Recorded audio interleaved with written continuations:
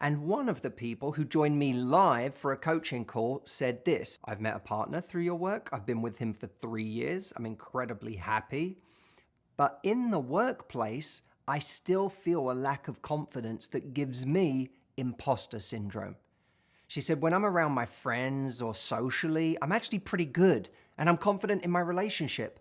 But then when I'm around clients or when I'm around my superiors, I start to get nervous and I start to play a different person. I start to be a less authentic version of myself. How do I get over my imposter syndrome? I think of this quite simply in terms of if we want to improve our confidence in that area, one of the keys to changing your confidence is just change the goal that you have. See, the reason that in those situations she departs from herself is because there's this immediate goal of impressing the people that she's around, whether it's impressing the people she works with or impressing the client. And now when we're trying to impress someone, we start becoming what we think they need or want us to be. We might even start to try to feign a level of competence that we don't have. If you look at a date is a time when people fall into the trap of trying too hard to impress the person in front of them, right? Their goal is, I need to impress. And when they do that, they get nervous and they also start playing a character that they think the other person wants. If we change the goal on a date from impressing to assessing, all of a sudden it's a different scenario. When we're assessing if someone could be right for us, if we could enjoy this person's company for longer in our lives, if we could build something with someone, then it's a very different place to be. I'm not just sitting here trying to impress. I'm looking to be curious about this situation and see where it could go. And that's a combination now of me just asking questions to assess whether this could be right and to get to know someone, and then really listening to their answers. Neither of which are as scary as impressing somebody else. Now, if you take this woman's scenario in the workplace, she went in with the I need to impress mindset. What if we changed the goal? It's no longer I need to impress my colleagues, my superiors, this client. What if the goal was I need to help solve their problem?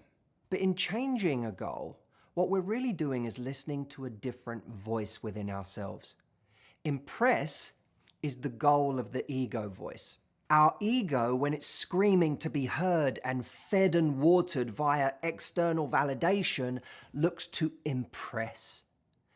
But there's a more generous voice within us that isn't focused on impressing, because that's about us. There's a more generous voice that's looking to help other people, to contribute. And the first step of helping is listening, is genuinely understanding what's going on in the room or in the minds of the people that you're meeting with. What struggle or problem do they have right now that they're trying to solve in this meeting? And when we ask questions to genuinely understand and connect, that's the first step to us being able to contribute to solving the problem. But when we're in impress mode through the ego voice, we skip over that stage of trying to understand and connect and go straight to, I'm the grandmaster of solving problems, and I've just heard 5 seconds of what you've said, and here's my contribution immediately. But we've missed the entire part that actually gives us huge value in a meeting before we've ever done anything to solve a problem, which is someone else looking at us and saying, she gets it. And even more profoundly, she gets me.